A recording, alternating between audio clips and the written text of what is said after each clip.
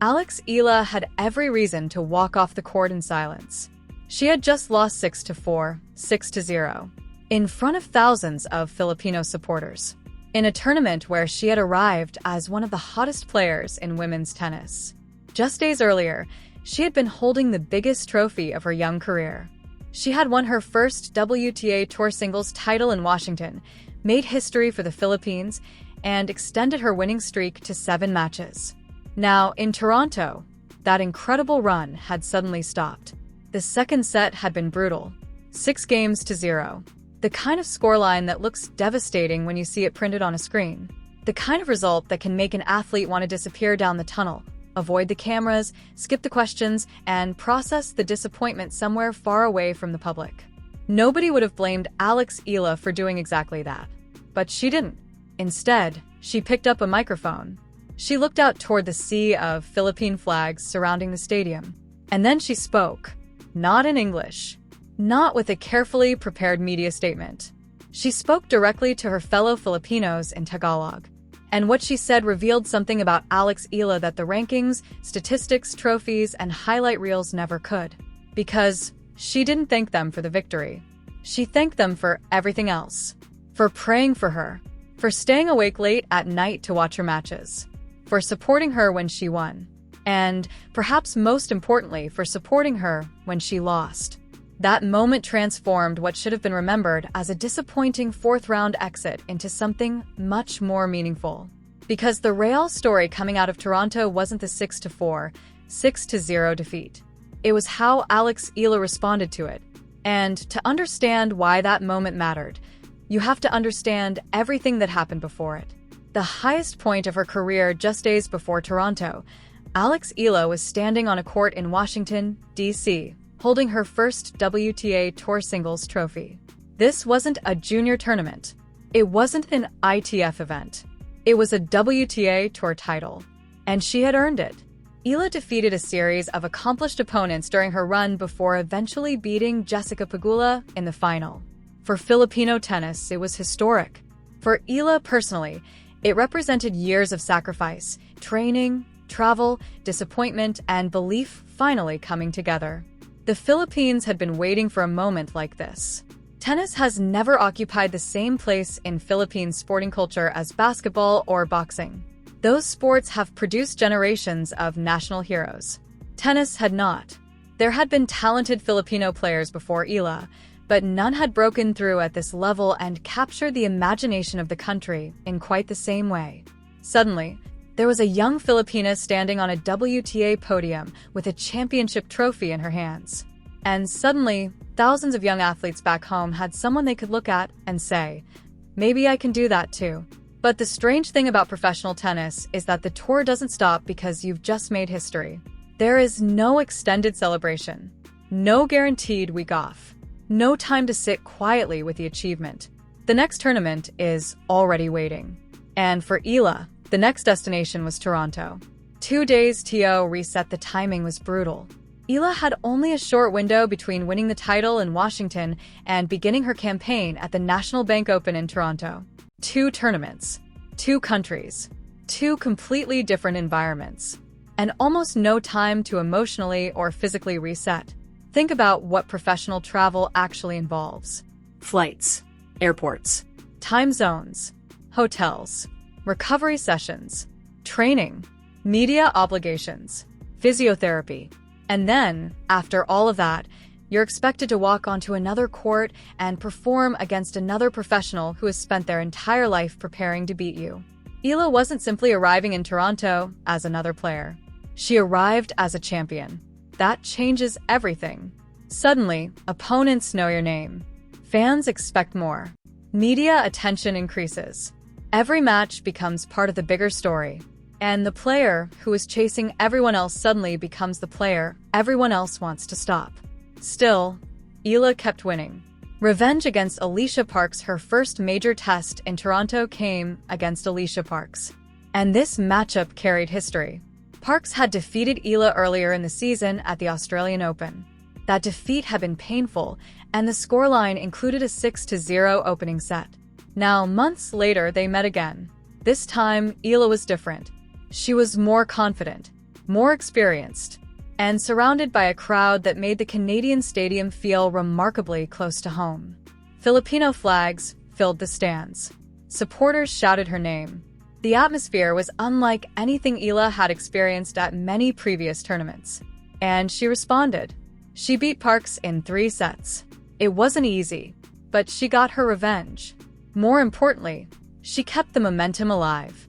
The champion from Washington was still winning, and Toronto was beginning to realize that something unusual was happening. This wasn't simply a player making another tournament appearance. This was an event beginning to revolve around one athlete.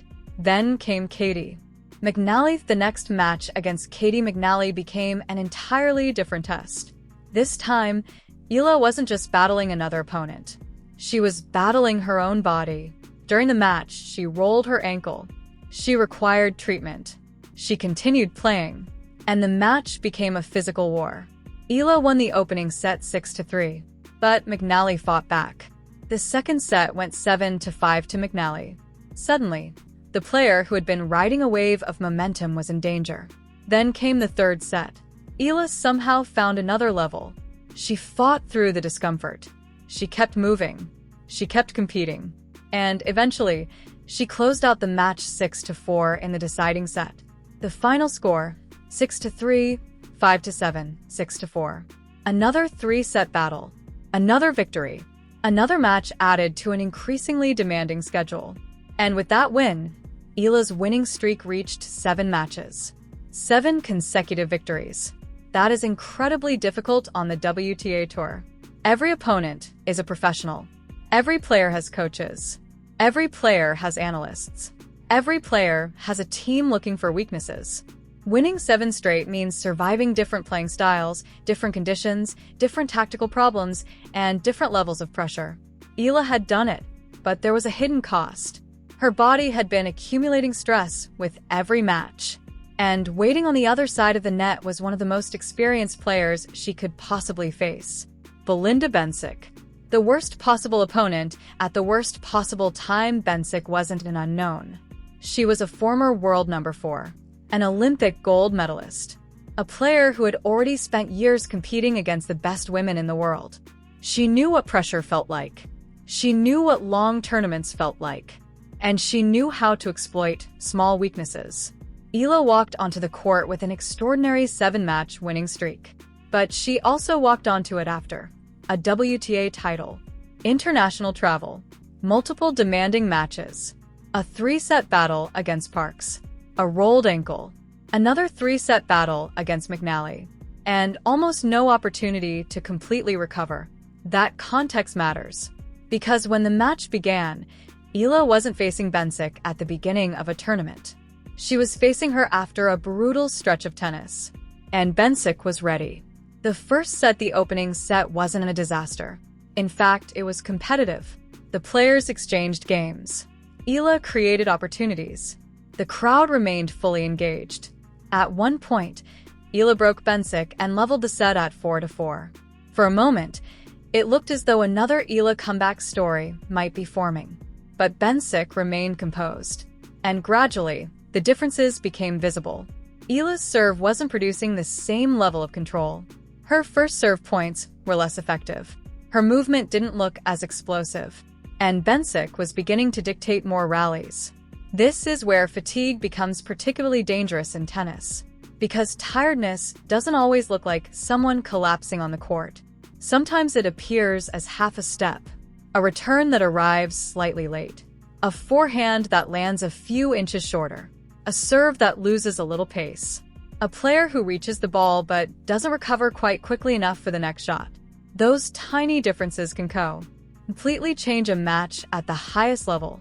Bencic recognized them, and she began attacking them. She took control of the first set and closed it out 6-4. Suddenly, Eala was 1 set away from losing. And the biggest problem wasn't necessarily the scoreboard. It was what the scoreboard was telling her body. She was running out of answers. Then everything collapsed. The second set began badly. Bencic broke. Then she kept pressing. Eala couldn't regain control. The rallies became increasingly difficult. The serve became vulnerable. The movement became less effective. and Bencic began to pull away. 3-0, 4-0, 5-0.